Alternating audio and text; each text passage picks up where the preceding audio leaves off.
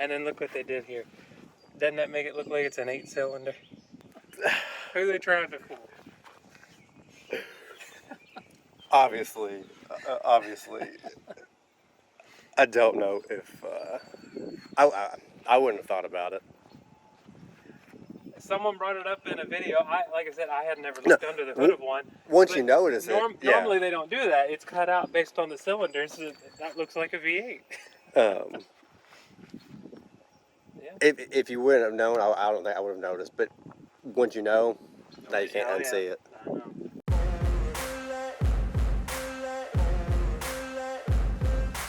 Hey everyone, it is Chris with Get to Know Cars. We're back. It's been a few months, but we are back, and today I have got something special for all of you. We are going to be looking at the 2023 Hyundai Elantra N, and not just any Elantra N. This is actually mine. I've ditched the Mercedes now after 9 months of wonderful ownership, but I wanted something more fun. So here we are. We have the nice performance blue color. Looks pretty good. Tyler and I reviewed the Elantra SEL, I believe it was, at Tap Motors last year, and we really liked it. The only thing I found questionable was actually the design of the front end.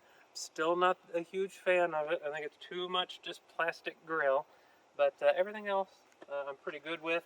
Starting under the hood, as we usually do, we have a turbocharged inline 4 with an engine cover that it kind of tries to fool you. I mean, you know it's not a V8, but they made the slits here to kind of make it look like a V8 engine cover, which is ridiculous. But we got 276 horsepower, 289 pound-feet of torque, and this is all powering the 6-speed manual transmission. You can also get it in an 8-speed automatic DCT, which I have driven those as well. I love the paddles on the wheel. They're like a perfect size and just instant feedback from them. The automatic is just as fantastic. But I wanted to connect with the car a little more, and that's what this has done for me. We have our all LED headlights and of course our daytime running lamps with our signal lights kind of hidden up here. Incognito in the design of the grille. We have functioning vents here along the side. Fortunately, this section here is just plastic and non-functional, but on the side it does feed the air through there, which is nice. We have our splitter on the front, and I have to say with the performance blue, really any color that this car comes in, white, black, cyber gray, they have this blue and then they have a darker blue as well. They all look fantastic. Especially with these black accents and then the red on top of it. It's just, it really makes it feel sporty, and I really appreciate that.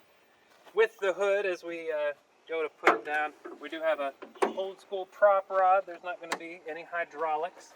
Let's see if I can slam this one loud enough to get some bad comments like I did on that, what was that, the GR86. Man, everybody ate me alive in the comments. There, all right, that wasn't too bad. Alright, coming around the side, our black accents continue with the side mirrors. Looks really nice, and the side skirts. We've got 19-inch aluminum rims with the N logo right there in the middle. These are wrapped in Michelin Pilot Sports. We do get upgraded brakes from Hyundai, but they are not going to be Brembo. I think that's okay. Do you really need them on a 276 horsepower car? Coming around the side, we have these wonderful lines that just makes it feel futuristic. That was one of my favorite parts when we did the Elantra SEL last year. I just love the lines in the car. Then you add your side skirts with the black and red accents on the N, and it looks fantastic. At nighttime, when you approach with your key, the inside of the handles will light up so you can see it. And of course, it does have the lock and unlock feature, which is really nice.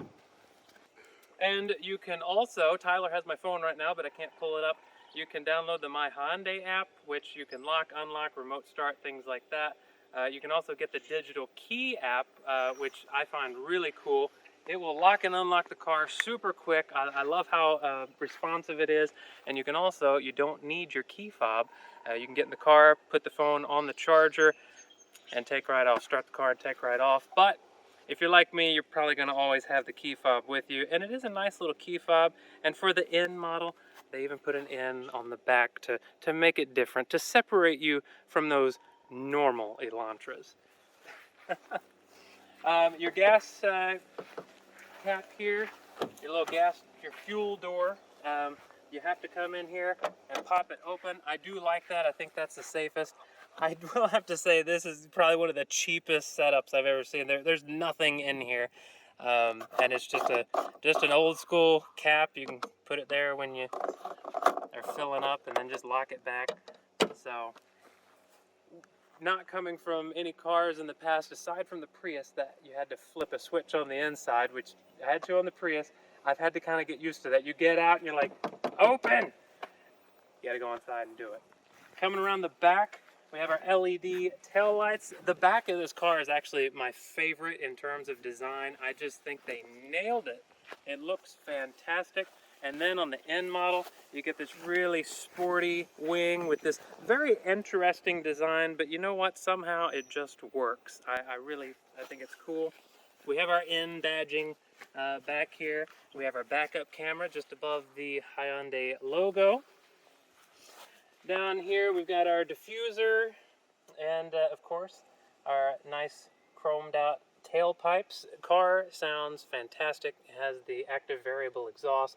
Put it in sport mode, open up the exhaust, you get that vroom, pop, pop, pop, pop. It's really, really nice. We'll show you that shortly. And one of my minor complaints on the Elantra that we tested last year continues into this car. Push the little black button here in the black strip to open the trunk, and it doesn't open all the way. It just, you kind of have to take it from here. It is a nice spacious trunk though. On the other one we did, we actually had a spare tire. On this one, we don't get it. We just get the like the inflation kit here. We do have a red brace backup in here, which from reviews, because I watched a lot of reviews on this car before I made the decision to purchase it, because I was actually considering a Honda SI.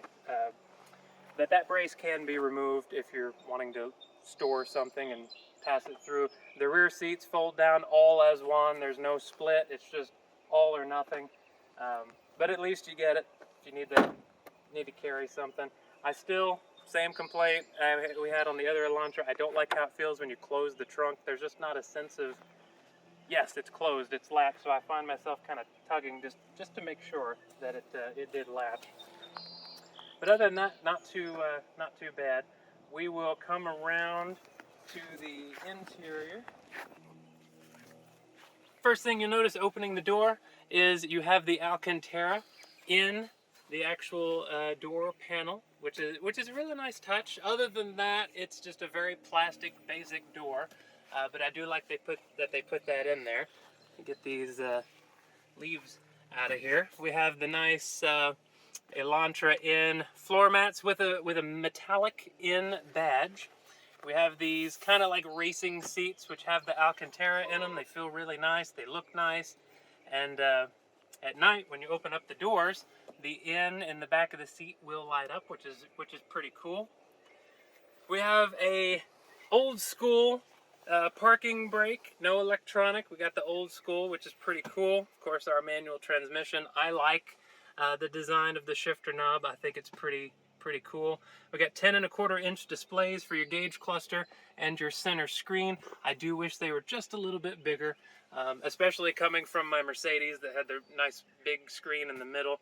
It's been an adjustment to kind of go down in screen size, but small complaints if I have to. We have Bose sound system in here. Only problem is I like to drive on really nice days with the windows down. So if you're cruising out somewhere 50, 60 miles an hour with your windows down, you really have to crank the volume almost all the way up to be able to hear it. And I think that's just because of lack of speakers. There's just not enough of them. It's a good quality system. They just need more speakers. But we can't complain at this price point because overall it is a really nice car. Coming to the back seat, the Alcantara continues. We still have it in your seats back here. They're not bolstered to hold you in, but you do get the Alcantara. And even more amazingly, you get a decent amount of room. The driver's seat is in the position for how I drive, and I have plenty of space back here. I actually feel that this gives a little bit more space than my Mercedes did. It just feels more spacious. I don't know technically on paper if it is, but I do like that. Biggest drawback, same thing we saw on the Elantra SEL. No climate vents, no USB ports, no cup holders or armrest, nothing. You have no amenities back here whatsoever, and this is the top of the line model for Elantra. And at the very least, it would have been nice to have some cup holders and maybe a couple USB ports, but what can you do? You don't even get pockets in the back of the seats, but it is what it is. I bought it to drive it, not to drive people around in it. We do also still get the Alcantara in the door panels back here. Not as pretty of a design as you see in the front, but it is a nice touch that they continued the theme in the back. Alright, and sitting in the driver's seat, just so you can see everything, you can see the full digital gauge cluster, we can see our center screen here, we do have built-in navigation, you can see what music you're listening to. I'm just connected Bluetooth audio for Spotify. We do have Android Auto and Apple CarPlay. I've not actually tried that yet, but we do have that. On our climate controls, we do have the auto with the 3 different fan speeds, which I think is just a really nice touch. We'll go ahead and turn that off so it's not blowing into the microphone, but I like the fan speed controls on there, and it is dual climate, so your passenger can adjust theirs a little bit compared to your side, which is really nice. I like that we still have these physical buttons down here, even though all of this up here is touchscreen and seems pretty responsive. The physical buttons are just so much easier. With this one, we do get heated seats, which is a very nice touch. That was definitely a selling point for me because I despise winter, so it's nice to have that. We have our different drive modes that I want to show you. This is kind of the steering wheel setup. You can control your music volume, you can skip tracks, go backward, forward from the steering wheel. You've got cruise control, you can adjust that with the wheel, adjust your menu up here from the steering wheel. But these here are going to be the fun buttons. Go to the left here, push that in button, it'll change your drive mode. This puts us in sport, which changes the cluster look. We can also go into eco, which is pretty cool with the blue look, and then the white dials is just the normal. But we can take it a step further, go over to the right, push this, go into in mode. This gives you your most aggressive look, really emphasizes the tachometer, your drive, your gear, and your speed. And then you can take it even further and come over here and hit in mode on your center screen, and it'll pull up this really cool menu, which you can do lap timers. It shows your oil and engine temperatures, shows how much on the throttle or the brake that you are on. You can scroll over here, you can see your G-forces as you're coming through turns. You can also adjust, you can do custom 1 and custom 2. You can adjust, so if you want the aggressive feel of the engine, but you want to make your steering a little bit lighter and make the suspension less aggressive, you can change that in your custom settings, so the car can still be as fun to drive but not as harsh on the ride. So that's pretty cool. I just leave everything on Sport Plus when I'm in N mode because why not? Also notice the design of the air vents, how they carried it all the way over. We see this in a lot of car manufacturers these days, but I think it's nice. It's a nice touch. Kind of gives it a little more elegant feel in here. The interior, and I said it when we reviewed the Elantra SEL last year, they tried to make everything feel as high-end as they could while controlling the cost. So I mean, it's a lot of plastic and stuff like that, but overall it looks good. Here we have our oh crap handle for the passenger, which was also in the SEL version, which I thought was out of place. I don't really see why you need this in a lower model Elantra. For the N, yes, I think this is more fitting. I don't really see the point of it for the lower models, but I guess they're just manufacturing them all this way, so you just kind of keep that consistency. Down here in the center, we kind of have this gloss black plastic. I'm not sure how that's going to hold up over time. I am afraid you're going to have all kinds of micro scratches in there, but I mean, it is what it is. I'll just have to live with it. Got our cup holders here. We got this little piece here that can be removed if you have a bigger drink that you want to put in there. And then we have some storage space here in the middle, right there. There we go. Nice little spot to store some stuff. Works pretty well. And the door pockets here on the sides aren't huge, but you can put a little drink in there, and then you know, maybe something else. Nothing too crazy, but you know, overall, I'm very satisfied with the interior. They do have this plastic piece here. I didn't know what it was when we reviewed the SEL, so I didn't really say anything about it. It's literally nothing. It's just basically a placeholder. It's just like filler right here. It does nothing. It's just a circle with a line on it. It's not a screen or anything, so it's a little weird, but again, something, you know, just live with. It is what it is. I bought this car for the performance, and it does not let down in that department. All right, welcome to the inside of the Elantra N. Tyler's not with me. I was recently sick, and he's not trusting to be in the vehicle with me, even though it's been like a week, but it's okay. He's taking precautions, and there's nothing wrong with that. So here we are. This is the first stick shift car I have ever had. Prior to this, my experience driving stick shift was about 30 minutes in a Honda Civic, I guess like a year ago. And I got in it. I drove it relatively well. I figured I could do it. I had just never done it. But has been a little choppy. When I bought this 45 minutes away from my house, and we did a little bit of bunny hopping on the way home, and we stalled in heavy traffic 2 or 3 times. My wife was about to have a panic attack, I think, although I was calm, I was cool. I was too excited about getting the car, but I've been learning how to drive it, and been getting better, so it's just a process. But I could not leave this earth without ever having owned a stick shift vehicle. I wanted the connection to the car. I wanted the experience. I had to try it. So, and I have to say, driving this, I love the sound of the exhaust. It just makes it fun to hear it like that. I love it. I think the shifter is fantastic. From everything I've heard, you know, Honda makes a better manual transmission. It's just going to be smoother going through the gears. And I felt that it was smooth in the Civic that I drove last year. It was a relatively newer one, maybe 3 or 4 years old. Opted for this over the Civic Si, which was actually my #1 choice for a couple of reasons.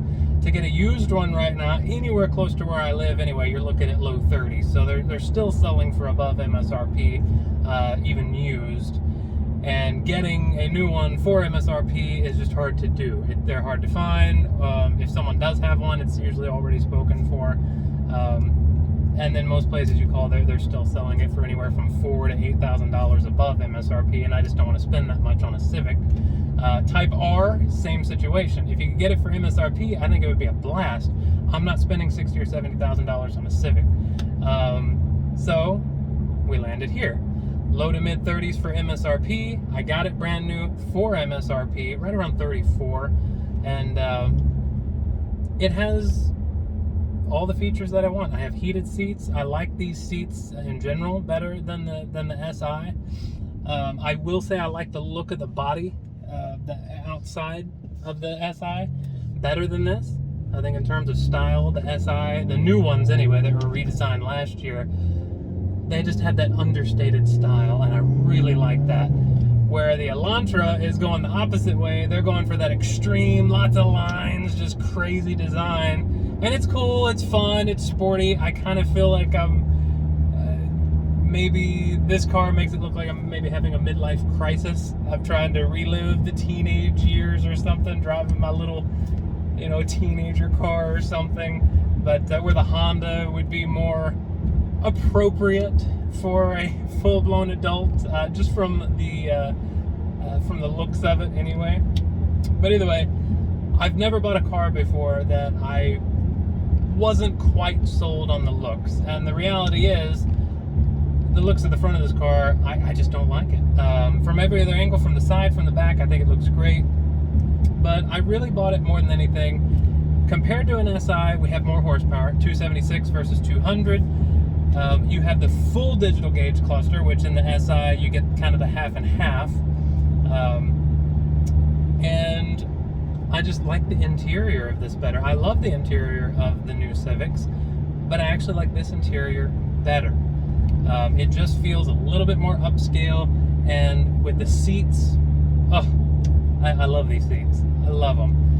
Am I going to drive this car crazy enough for these seats to be practical for me? Do I need racing style seats with the more intense bolstering and the Alcantara to hold you in? No, I'm not going to be that stupid driving around in this car. Plus, we got under 300 horsepower, so it's not like I can go overly crazy in this thing anyway. But it looks cool. So, you got to buy what looks cool, what works for you. This car just checks all of the boxes for me. And while I loved my Mercedes, what I really wanted before I bought the Mercedes was the Civic Si. But I could not find one for MSRP last year. I called several dealerships. My wife reached out to dealerships for me as well. We found one. We found one that was in transit on its way to a dealer, probably like 300 or 400 miles away from me. They were selling it for MSRP with no markup, but it was red. I did not want a red one. I wanted the blazing orange, or I wanted that like cyber gray, sonic gray. Cyber gray is what Hyundai calls their gray. Sonic gray is what Honda calls their gray. So I wanted either the gray or the orange. I knew that. I wasn't going to settle. I actually at first said yes, I'll take it, and then I almost immediately reached out and was like, no, I can't. This is not the color that I want. So here we are, over a year later from my Civic hunt. I finally gave up on the SI, and I was like, you know what? If I can't get it an SI for anything less than upper 30s, I'd rather spend a little bit more and get a luxury car. So I went upper 40s. I got the Mercedes C300. It was a fantastic car. Loved it. So great. But I was just always missing that fun aspect. So now here we are. I've gone back, corrected my mistake. I should have done more research, looked at other cars. This wasn't on my radar last year. I just started looking at this car in the last couple of months, and I was like, you know what? I think that's going to be better than the SI, at least for me. So I drove the automatic because the dealer I went to did not have a stick shift. They actually had to call several dealers, and they weren't sure they were going to be able to find one for me. And they did find this one. They sent somebody to get it 250 miles away and drive it back for me. And here we are. It's been fantastic. The little red button on the steering wheel, which I did not address earlier when I was going through everything, on the manual transmission, that is your rev match button. It'll turn the rev matching on and off. Since I'm a more inexperienced stick shift driver, I leave the rev matching on. I think it's fantastic. If I want to throw it down into fifth, gives it that nice little rev, and it's just a smooth transition. And trust me, I've made the mistake of thinking it was on, downshifted, and you get thrown forward a little bit. So yeah, the rev matching is fantastic. If I turn it into just normal mode now, the exhaust calms down, everything kind of calms down. We take the steering back into a more comfortable mode. Suspension lightens up as well. I was in mode on a back road with the wife the other day, and you can feel that the steering gets stiffer, the suspension gets stiffer, and we were on a really bumpy road just getting thrown around, so I just, instead of messing with my custom N options, I just threw it back into normal mode to get that suspension to soften up. And while it can only do so much on a road that isn't in great shape, it definitely made a difference. So you can, it is nice that you have the custom options in the N mode, the N custom, so you can still get the beefiness from the engine and the throttle, being toned down the steering and the suspension if you want that part to be a little more comfortable. That is nice. I just haven't messed with that too much. If I find that the roads are too harsh, I've just been going back into normal, but I will get my custom settings the way that I want them. Right now, I've just been enjoying this thing. I have loved every minute. I could spend every day in this car. When I go home from work, or if I just take it out for a drive on the weekend, the saddest part is pulling into the garage. It's like, well, now I have to get out of it. And I go in the house, I eat dinner, it's like, I'm ready to go back out and drive more. And part of that, yes, I'm sure is just the excitement of my first manual transmission. I love the engagement and the connection to the car. I've always felt connections to cars. I've always been a car enthusiast, a petrol head, so to speak. So, I mean, even in everyday driving, just on roads, you're going 35, 40 miles an hour. I love that you can still have fun on this. Especially when you open up that exhaust, you get that sound. Oh, the sound was such a selling point for me. But this, just coming from the factory, that the fact that a Hyundai Elantra can sound like this is just staggering. I think everything that this car can do to be an Elantra blows my mind. It's just so cool. This is perfect. 270 horsepower is more than enough. It's fast enough to have fun on the back roads, but slow enough to have fun in town. And I love that. That's what I wanted. I wanted the perfect balance. So cool. So the 0 to 60 time, to my understanding, is right around 5 seconds. I do believe with the manual transmission, they do have that rated up just a little bit higher, maybe more like 5.8, somewhere around there. I guess it depends how good you are with a manual. For me, my 0 to 60 probably be like 7 or 8 seconds right now anyway, while I'm still learning. But I don't care. I don't care. I'm not worried about the 0 to 60 time. That's not a big factor to me. I just want to be able to have fun even when doing lower speeds. I appreciate everyone hanging out with me for the review of the 2023 Hyundai Elantra N. If you have any questions, please put them in the comments. I'm still learning about the car myself, so if I miss something or if there's something you want to know, just ask. I will do my best to answer it. As always, stay safe, have fun, put the pedal down, and we will see you soon with some more reviews.